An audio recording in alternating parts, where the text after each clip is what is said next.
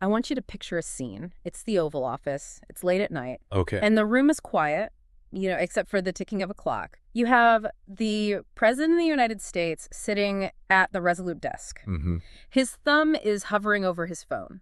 But he isn't about to tweet about tariffs. He's not tweeting about the polls or some political rival. Right. He is about to hit send on a disclosure that would, effectively end human history as we know it and start something entirely different. We are not alone tweet. Exactly. The aliens are real tweet.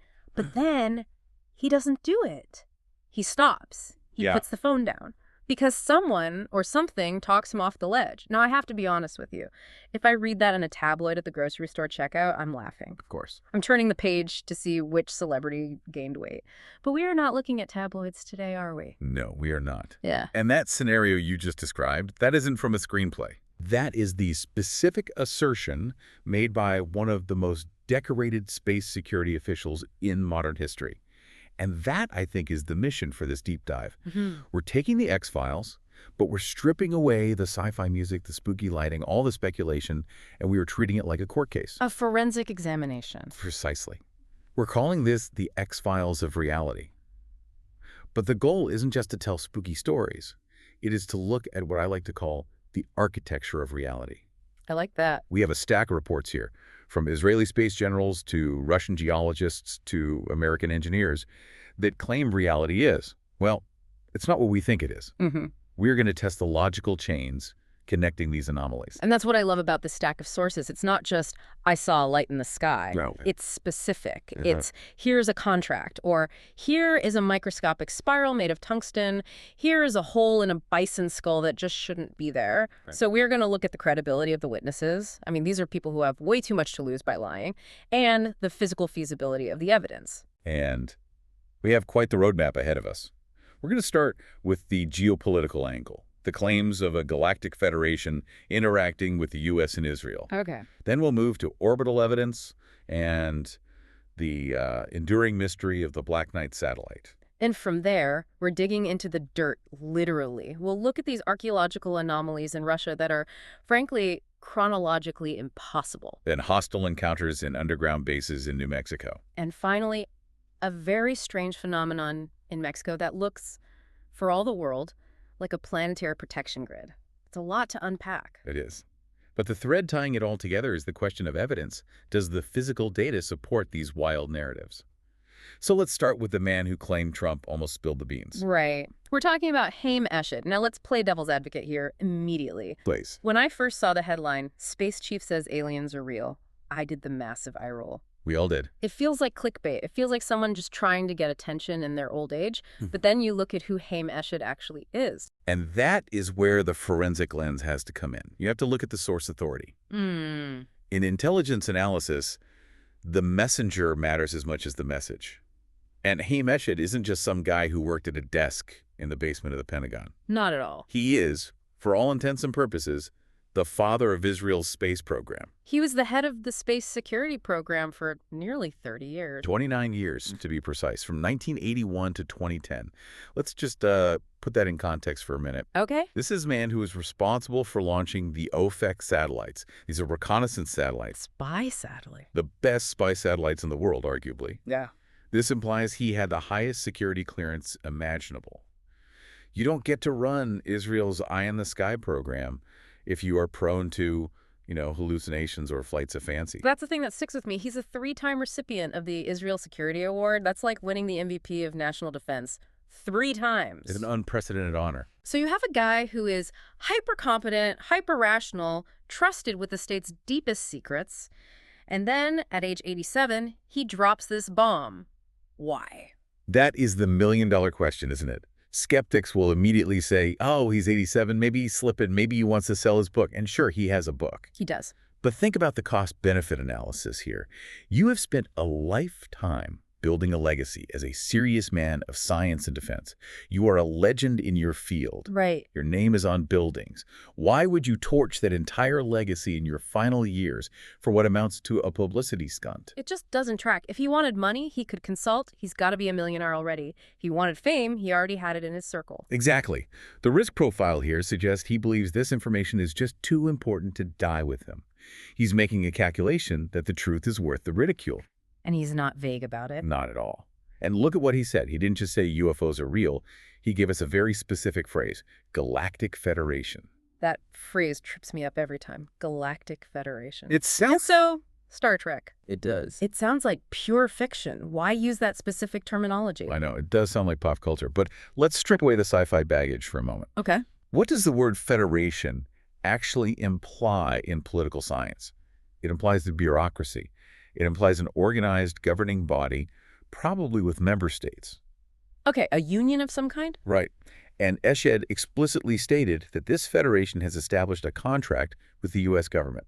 A contract. Not a war, not a religion, not some vague spiritual guidance. No. A business deal. Precisely. And that framing is what makes it feel strangely authentic to me.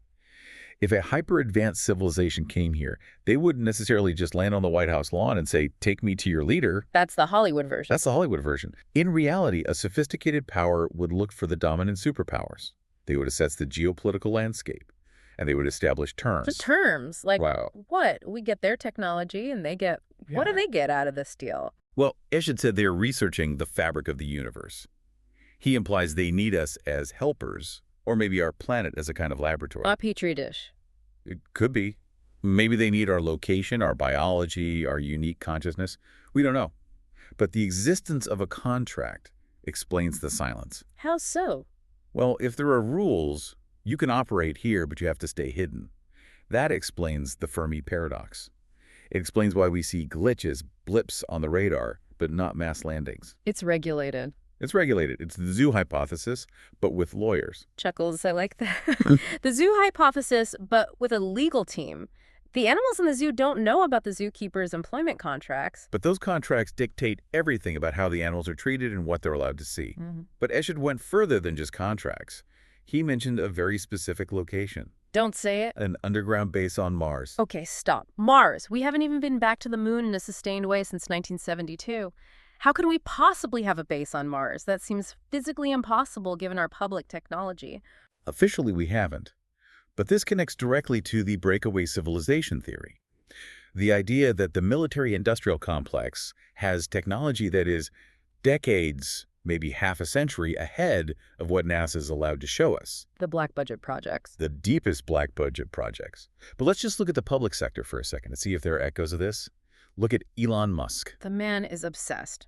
Occupy Mars. It's his mantra. It's the entire reason SpaceX exists. You have to ask yourself, why the urgency? Musk acts like he's running out of time. He frames it as saving the light of consciousness, which is very grand. But the specific fixation on Mars is intense. It really is. And if you overlay Eshed's claims that there are already representatives there, American astronauts and aliens working together. It changes how you view SpaceX completely. It does. Meaning what? You think he knows? I'm not saying he knows, Yeah. but is Musk trying to conquer Mars, or is he building the shuttle service for a base that's already operational? Is he the contractor, hired to build the bus route? It's a question worth asking. He's building the infrastructure. And there have been some very weird visual anomalies with SpaceX launches too, haven't there? Oh, yeah. I recall seeing people point things out on the live streams, little spheres and things. Exactly. We've seen footage from multiple launches where these unidentified spheres seem to be monitoring the ascent. There are NASA feeds, completely separate, showing cigar-shaped objects near the atmosphere. So not just SpaceX. Not just SpaceX. And if you view this through Eshed's lens, that there is an active, ongoing partnership. These aren't just random UFO sightings. They are transport vessels. They are traffic. It's the morning commute. It reframes the whole picture. Instead of, is there life out there? Yeah. It becomes, what are the logistics of the commute? Wow. And if there is a commute, there has to be monitoring. There have to be traffic controllers. Which brings us to the orbital evidence. If there's a federation and a contract, they'd likely have eyes on us. Constantly. And that segues perfectly to the Black Knight satellite. This is one of those legends that has been around forever. I remember reading about this on like old internet forums in the 90s. It predates the internet by a long shot. It predates the space age, which is the most disturbing part of the data. So what's the story? The narrative is that there is an object in a polar orbit around Earth, a very, very difficult orbit to achieve, that has been monitoring us for approximately 13,000 years. Okay, we need to break this down. First, the software, the politics is the Federation. Now I want to look at the hardware. You mentioned a polar orbit. For the listener who isn't a rocket scientist, and frankly, for me, why is a polar orbit so special? Why is that a red flag? Think about how the Earth moves. It spins west to east. Right. When we launch a rocket, say, from Cape Canaveral in Florida, we launch it east over the Atlantic. Why? To get a speed boost from the planet's rotation. Exactly. You want to ride the wave. You get a free push of about 1,000 miles per hour of kinetic energy just from the spin. It saves an enormous amount of fuel. Right, it's like jumping off a moving merry-go-round. You carry that speed. Perfect analogy. Yeah. But a polar orbit, you have to fly north-south. Yeah. You're flying perpendicular to the spin. So you get zero boost. You get zero boost. Yeah. In fact, you have to fake the physics of the planet to maintain it. It requires massive amounts of energy and incredibly precise injection to get into and stay in that orbit. So it's the hard way to do it. It's the very expensive, very difficult way. Yeah. But the payoff is the view. Because the Earth is spinning underneath you while you orbit from pole to pole, eventually your satellite sees every single square inch of the planet's surface. Ah. It is the perfect orbit for surveillance. It is the ultimate high ground. And this brings us to the Black Knight. The story is that we found something in that exact orbit before we could even dream of putting anything there ourselves. Correct. The legend begins, in earnest, in 1960. That's 3 years after Sputnik. U.S. Navy radar picked up a dark object in a polar orbit. It was massive. He was moving fast. And crucially, it wasn't ours. And it wasn't the Soviets. Because in 1960, neither of us had the capability to launch something that heavy into that specific orbit. Not even close. We barely had the lift capacity to get a grapefruit-sized satellite into a simple equatorial orbit. This thing was estimated to weigh several tons. So right there, you have a physical impossibility. Who put that there?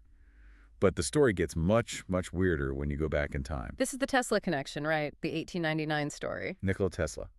He's in Colorado Springs. He's building these massive transmitters trying to send power wirelessly through the Earth. But he starts picking up a strange signal. What kind of signal? A rhythmic, intelligent counting signal. 1, 2, 3, 4. Over and over. He tracked it very carefully. He calculated that it wasn't coming from Earth. He was absolutely convinced he was intercepting a greeting from another planet, maybe Mars. And knowing Tesla, he probably told everyone, and they all thought he was crazy. He did, and they did. People thought he was finally losing his mind. But then, decades later, in the 1920s, and again in the 1950s, amateur radio operators started picking up something called LDE's long-delayed echoes. What is a long-delayed echo? Okay, so radio waves travel at the speed of light. If you send a signal from Earth and it bounces off something like the moon, it should come back almost instantly, right? A couple of seconds. Yeah, right. But these operators would send a signal and it would bounce back several seconds later, or sometimes even minutes later. That defies physics.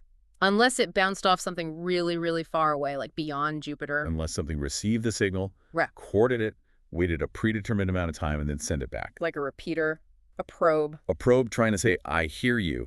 I am here. So fast forward to the modern era, we actually have photos of this thing, right? From a shuttle mission. We do. 1998, the Space Shuttle Endeavour, mission STS-88. They are up there doing the first construction for the International Space Station. And they snap a series of very clear photos of a black, odd-shaped object floating nearby. I've seen those photos. It looks jagged, almost like it's made of panels. It has a very distinct, non-natural shape. But NASA has an explanation, don't they? Oh, they do. And we have to be fair and present the official narrative. Of course. NASA stated that this object was a thermal blanket, specifically a trunnion pin cover, that drifted away from the shuttle during a spacewalk. It's space junk. Case closed. Okay, let's play the skeptic. A thermal blanket, you know, it's basically foil. It could look weird and crumpled in space. The light hits things strangely in a vacuum. I could see that. You could. Yeah. And that is the most logical, rational Occam's razor explanation. It's just foil. But let's apply that forensic lens we promised. We need to look at two things: mass and shape. Right. Independent researchers and even some ballistics experts have analyzed the object in those photos. First, a thermal blanket is soft. It's flimsy. It's fabric-coated in mylar. In the vacuum of space, if it's tumbling, it should be twisting, fluttering. It should look chaotic. Like a piece of trash blowing in the wind. Exactly. This object appeared rigid. It held a fixed geometric shape across multiple photos from different angles. But the big one is the mass. Some estimates, based on its inertia and how it moved relative to the shuttle, suggest a mass of around 15 tons. A 15-ton thermal blanket. That doesn't add up. No, it doesn't. A real thermal blanket weighs, what, a few pounds? Maybe. You don't accidentally drop a 15-ton object out of your pocket during a spacewalk. It's the weight of 2 elephants. So if it's not a blanket and it's been there since before we could launch rockets, we are looking at an ancient sentinel, a watchdog. And we see modern parallels to this. Remember Oumuamua, the interstellar object that passed through our solar system in 2017. The cigar-shaped rock that was moving weirdly? Right. Avi Loeb, who was the chair of astronomy at Harvard at the time, argued very convincingly that Oumuamua accelerated in a way that gravity alone couldn't explain. He suggested it might be a light sail, an artificial probe. A scout ship. A scout ship. So if you connect Oumuamua to the Black Knight, you see a potential pattern. Static sentinels in orbit, like guard towers and roving scouts passing through the neighborhood. It suggests a coordinated, ongoing observation network. It makes you wonder what they are watching for, or maybe waiting for. But if the Black Knight is up there looking down, we also have evidence buried deep in the ground. And this is the part of the deep dive that really, really surprised me. The Russian anomalies. This is where we move from blurry photos in space to hard physical artifact that you can hold in your hand or, well, put under a microscope. Right. In 1991, gold prospectors in the Ural Mountains of Russia found something that just shouldn't exist. They were digging along the Narada River. They weren't looking for aliens. They were looking for gold. And they were digging deep, right? This wasn't something they found on the surface. They were digging in soil layers between 3 and 12 meters deep, layers that were geologically dated to the Pleistocene era. We are talking roughly 20,000 to 300,000 years old. So mammoth times. The Stone Age. Exactly. A time when humans were using flint, bone, and fire. And in this ancient layer of soil, the prospectors found thousands of tiny, perfectly formed, spiral-shaped objects. Describe them for me. Are we talking about, like, little pieces of jewelry? No. Some were relatively large, about 3 centimeters, but others were microscopic, as small as 110,000th of an inch, half the diameter of a single human hair. You need a microscope to even see the structure. Okay, but nature makes spirals, right? Shells, vines, galaxies. Nature makes spirals, yes. But nature does not make spirals out of refined tungsten and molybdenum. Whoa. Okay, chemistry class time. I think I slept through that part. What are tungsten and molybdenum? These are what are known as refractory metals. They are extremely rare, and they have incredibly high melting points. Tungsten is a beast. It melted over 3,400 degrees Celsius, or 6,192 Fahrenheit. That's insane. It's hotter than the surface of some stars. To work with tungsten, to refine it from ore, to draw it into a wire, and then to coil it into a perfect microscopic spiral, you need incredibly advanced furnaces and manufacturing technology. You can't just melt it in a campfire. You couldn't melt it in a Victorian-era blast furnace. This is space-age material. We use it today for hardening steel and armor-piercing rounds, for filaments and light bulbs, for rocket nozzles. It requires sophisticated refining and manufacturing processes. You do not just find refined tungsten spirals growing in a riverbed. And these were found in a layer of soil that is, at a minimum, 20,000 years old. Precisely. So the forensic conclusion here is binary. There are only 2 options. Either our methods for dating geological strata are catastrophically wrong, which geologists from the Russian Academy of Sciences dispute because the strata were completely undisturbed, or 20,000 years ago, there was a civilization in the Ural Mountains capable of high-tech nano-manufacturing. Or someone else was there, not from around here. Right. It points directly to the ancient astronaut theory, but with physical proof you can put under a microscope. These look like components, coils for some kind of device, parts of a circuit. We don't know the function, but the form and the material scream artificial. The skeptics must have a field day with this. What's the official counter-argument? The main counter-argument is contamination. Maybe a Soviet-era factory upstream polluted the river, or maybe a rocket exploded nearby and scattered debris. That sounds plausible on the surface. Russia launched a lot of rockets and had a lot of factories. It does, until you look at the depth. These weren't on the surface, they were embedded in the strata, deep down. For these to be modern debris, the entire geological layering of the riverbank would have to be overturned, completely mixed up. The prospectors and the geologists who study the site confirmed the soil was pristine and undisturbed. So, if the soil is old and the spirals are in the soil, someone was manufacturing high-tech nanocomponents in the Ural Mountains during the last ice age. That is a terrifying thought. It is. Because if they were here 20,000 years ago, where did they go? And did they leave anything else behind? Well, Russia seems to be a hotspot for this stuff. That's not the only strange thing they found there. There's the bison skull. The Museum of Paleontology in Moscow, it has this artifact, right? Yes. It's a bison skull dated to about 4,000 years ago. Pretty standard find, except for one thing. Right in the center of the forehead is a perfectly round hole. Couldn't it be a spear? A very, very lucky arrow shot. A forensic ballistics analysis rules that out completely. Think about physics. When a spear or an arrow hits bone, especially the thick skull of a bison, it strikes with relatively low velocity but high mass. Okay. It causes radiofractures, the bone shatters or cracks outward from the impact point. It's messy. It's brutal. And he's smashing a window with a rock. You get spiderweb cracks. Exactly. But this hole is clean, it's smooth, there are no radial cracks, the edges are almost cauterized, and crucially, there is no exit wound. The projectile entered at an incredibly high velocity, dumped all its energy inside the skull, and disintegrated or lodged inside. That sounds exactly like a bullet. It looks exactly like a modern high-velocity bullet wound. But this bison died 4,000 years ago. Before gunpowder, before muskets. Before civilization, as we know it, invented anything faster than a bow and arrow. So we have nanospirals from 20,000 years ago and a bison shot by a bullet 4,000 years ago. It feels like Russia was some kind of testing ground or a hunting ground. It absolutely does. And that leads us to the site of Alkaim. They call it Russia's Area 51, but it's actually an ancient archaeological site. This place sounds fascinating. It's a settlement of some kind. Yes, it was discovered in 1987 in the southern Urals, not far from where the spirals were found, actually. It's a circular, fortified settlement, also about 4,000 years old. It's often compared to Stonehenge because it served as a massive, incredibly precise observatory. An observatory? Yes, the layout, the walls, the entrances, they all align to various astronomical events. It could track the lunar cycles with incredible precision. But it's not just a big calendar. There's some very strange technological anomalies there, too. Okay, what kind of anomalies? For one, the engineering is baffling for the time period. The settlement had an advanced drainage and sewer system, but more strangely, the wood used in the construction was treated with a fire-resistant compound. Fireproofing. In the Bronze Age. How is that possible? The chemical analysis of the preserved wood suggests it was impregnated with a substance that made it highly resistant to burning. That is advanced chemistry. You don't just stumble upon fireproofing by accident. No, you don't. But the real X-Files aspect comes from the physiological reports. This is what I meant by the zone vibe. What happens to people who go there today?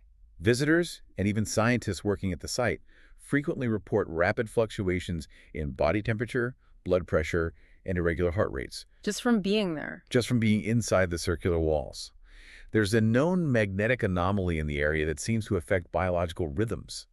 People talk about a sense of time distortion, losing hours, or feeling like time has stopped completely. It sounds like an environmental effect, maybe. Some weird geology. It could be. It could be purely geological, natural magnetic fields interacting with the iron in our blood. That's the rational explanation. But when you combine it with the fireproof wood, the advanced astronomical function, and the nearby tungsten nanospirals, you start to wonder if Alkaim was more than a settlement. Was it a base? A landing site? Perhaps the physiological effects are residual radiation or some kind of energy field left behind by whatever technology was used there. So we have evidence of long-term observation from orbit with the Black Knight. We have evidence of ancient visitation and technology on the ground in Russia. And we have Eshed's claims of modern diplomacy. But not all interactions are peaceful. No. And this is the darkest part of our deep dive. This is where the story takes a violent turn. We have to talk about the Dulce base incident. This is the story of Phil Schneider. And I have to say, this story always gives me the creeps. It's just so visceral. It should. It's a terrifying account. So Phil Schneider was a geological engineer and an explosives expert.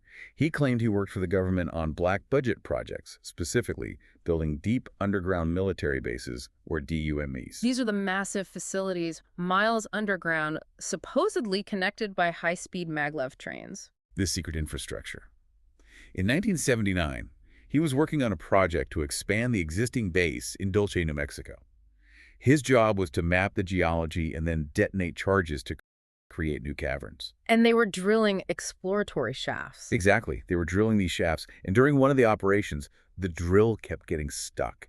And they noticed something strange coming out of the hole they'd drilled. The smell. He described it as black, sooty air and a horrific wank smell, like the worst garbage you can imagine. Schneider and a few others went down in a basket to inspect the blockage.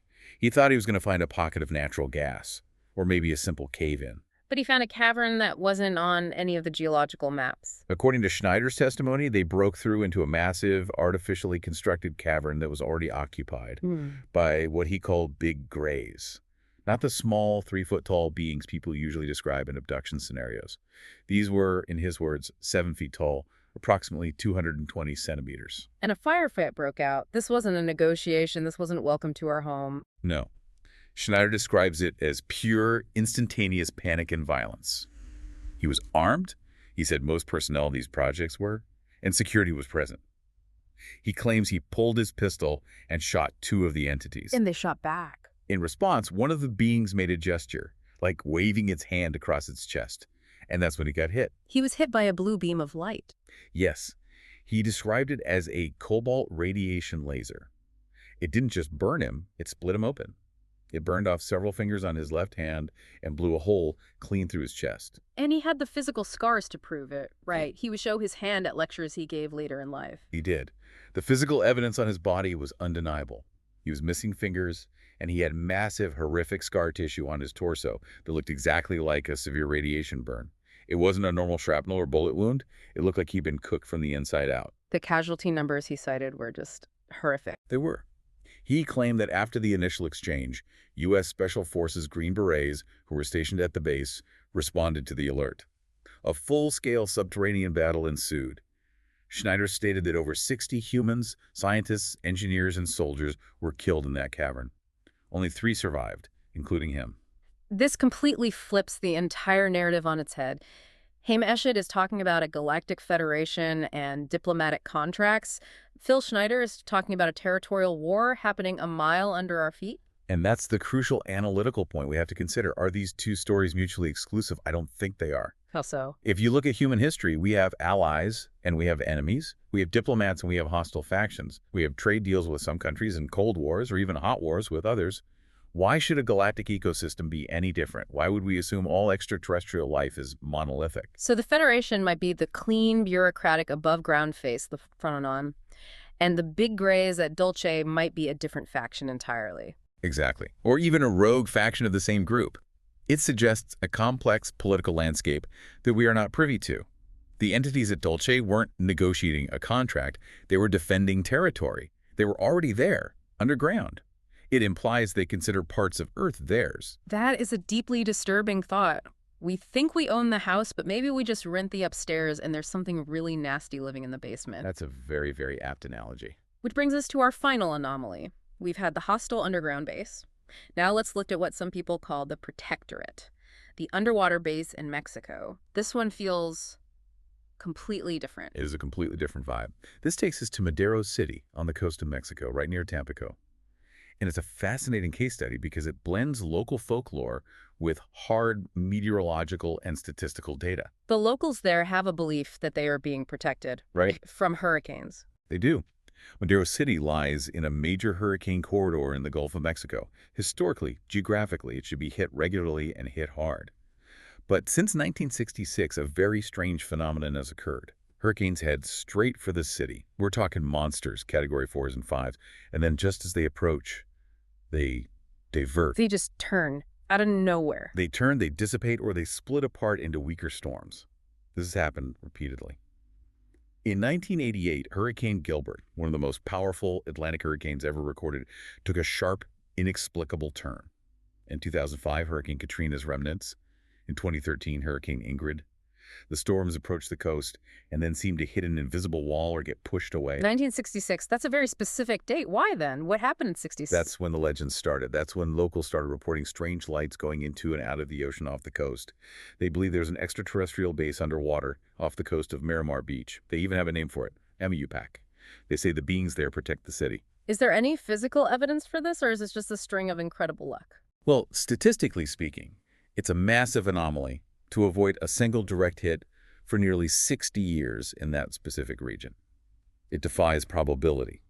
But visually, researchers using tools like Google Earth and public sonar data have pointed to strange geometric structures on the seabed nearby. What kind of structures? Pyramidal shapes, long, perfect lines, circular patterns that just don't look like natural geological formations. So, unlike Dulce, where the aliens are shooting cobalt lasers at our engineers, in Madero, they seem to be running a weather shield for the locals. That is the theory, yes.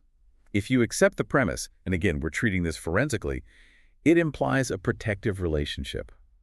But we have to ask the hard question. Why? Right. Are they protecting the city because they have a deep love for the people of Madero? Or are they just protecting their own base and the city is lucky enough to be under the umbrella? It goes back to the zoo hypothesis, or maybe the lab hypothesis. You don't let a storm come and destroy your laboratory. You protect your investment. Exactly. It might not be benevolence at all. It might just be simple asset protection. So let's try to synthesize all of this. We've covered a lot of ground today, from space to deep underground. We have. Let's look at the logical chain of evidence we've tried to build. Lay it out for us. 1. We have high-level testimony from Haim Eshed that a formal diplomatic relationship exists, a federation with a contract. That's the political layer. 2. We have the Black Knight satellite, suggesting this observation or relationship has been going on for millennia. That's the surveillance layer. Okay. 3. We have the Russian artifacts, the spirals in the skull, which act as physical proof that advanced technology interacted with Earth thousands of years ago. That's the historical layer. 4. We have the Dulce incident, showing that some of these interactions are violent, hostile, and territorial. That's the conflict layer. And 5, we have the Madero anomaly, showing that some interactions might be protective or purely functional. That's the infrastructure layer, I guess. When you lay it out like that, the official excuse of humanity is not ready, it starts to feel a bit thin, doesn't it? Or maybe it makes more sense. How do you mean? Well, if the truth was just, hey, there are nice, benevolent aliens who want to help us, I think humanity could handle that. We'd get over it. But if the real truth is, there are nice aliens, but there are also 7-foot monsters living under New Mexico who killed 60 Green Berets in a firefight, and there's a 13,000-year-old satellite watching your every move.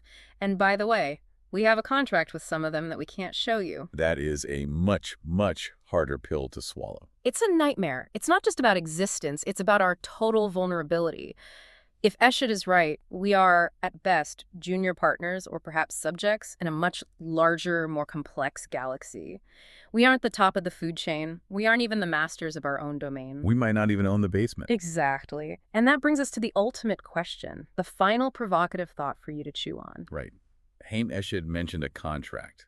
We keep coming back to that word. If that contract exists, what are the terms? What did we give them in exchange for technology or for their silence? Are we trading resources? Are we trading sovereignty? Or are we the resource? That is the chilling thought. And here is the scenario I want you, our listener, to seriously consider. Imagine it is 2026, a year from now. You wake up, you turn on the news, and there is a live, high-definition feed of a non-human craft landing on the White House lawn. No more blurry videos, no more speculation. It's 4K, undeniable proof. It's happening. It's happening. Based on everything we discussed today, from the hostile grays at Dulce to the protective shield at Madero, from the silent contract to the ancient sentinel, what is your first gut-level emotion? Is it relief? Is it, finally, the adults are here to save us? Or is it pure cold terror? Because you know that contact doesn't always mean peace. And you know that just because a civilization is technologically advanced doesn't mean it's morally good. That is the question we're going to leave you with. We want you to decide for yourself. Do you trust the official narratives, the thermal blanket, the weather anomaly, the swamp gas? Or do you trust the slow, steady accumulation of these impossible anomalies? The evidence is out there. You just have to be willing to look at it without blinking. Thanks for diving deep with us today. Keep watching the skies, and maybe start watching the ground, too. Indeed. We'll see you on the next one.